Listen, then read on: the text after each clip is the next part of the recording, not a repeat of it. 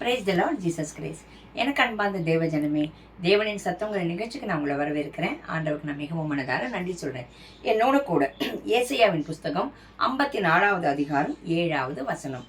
இமை பொழுது உன்னை கைவிட்டேன், ஆனாலும் உருக்கமான இரக்கங்களால் உன்னை சேர்த்துக்கொள்வேன். ஆமீன். என்னவா ஒரு இமை பொழுதுன்னா இப்படி கண்ணை மூடி திறக்கிறோம்ல, அந்த ஃப்ராக்ஷன் ஆஃப் செகண்ட் தேவன் நம்மளை கை விட்டுடுறாராம். ஆனாலும் என்ன, அவர் உருக்கமான இரக்கத்தினால், அவர் கிருபையினால மீண்டும் ஒன்று சேர்த்துக்கொள்வேன்னு சொல்றாரு. சரி, இந்த இமை பொழுது ஏன் கைவிடுறாருன்னா, அவருடைய பிள்ளைகளாகிய நம்ம, ரட்சிக்கப்பட்ட நம்ம, அவர் வார்த்தையை கேட்டு கீழ்ப்படியாம அவரை கோபம் ஊட்டி பாவம் செய்யறிச்சு ஒரு இமை பொழுது அவர் என்ன பண்றாரு, கைவிட்டுற நிலைமை வந்துடுது. பாவம் தான் உங்களுக்கும் தேவனுக்கும் நடுவில், பாவம் தான் நமக்கும் தேவனுக்கும் நடுவில் என்ன அந்த இடைவெளியை கொண்டு வருது. அப்போ தேவ பிரசனத்தை உணர முடியாமல் போகுது. அந்த பாவத்திலேருந்து நீங்கள் மனம் திரும்பரிச்சு, அந்த மனம் திரும்புறதுக்கும் அவர் என்ன சொல்றாரு, ஆனாலும் உருக்கமான இரக்கங்களால் உன்னை சேர்த்துக்கொள்வேன். எப்போ நீங்கள் மனம் திரும்பி வரைச்சே மறுபடியும் சேர்த்துக்கொள்வேன். அந்த இளையகுமாரனோட கதையை பார்க்குறோம்ல, எல்லாத்தையும் விட்டுட்டு ஒதுக்கி எல்லா பாவத்துக்கும் போனவன் தான்.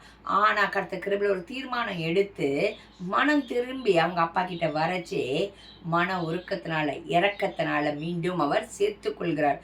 பழைய விஷயத்தை அவர் சொல்லி காமிக்கல.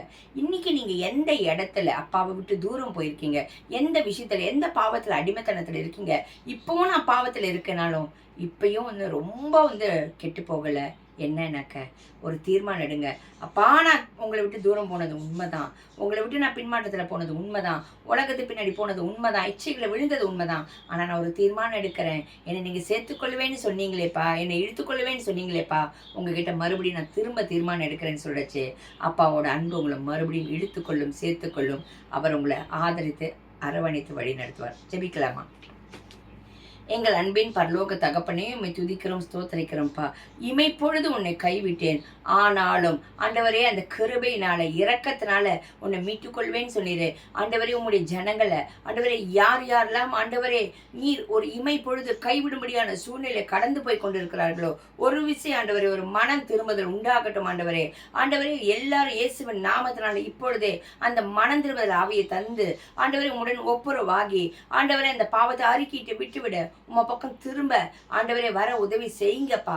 ஆண்டவரே, அவர்களை இழுத்துக்கொள்ளுங்கப்பா, உங்க கிருபையினால் இழுத்துக்கொள்ளுங்க, உங்க இரக்கத்தினால இழுத்து மீட்டு கொள்ளும்படியாக ஜெபிக்கிறோம். இயேசுவின் நாமத்தினால ஜெபிக்கிறோம் பிதாவே. ஆமீன், ஆமீன்.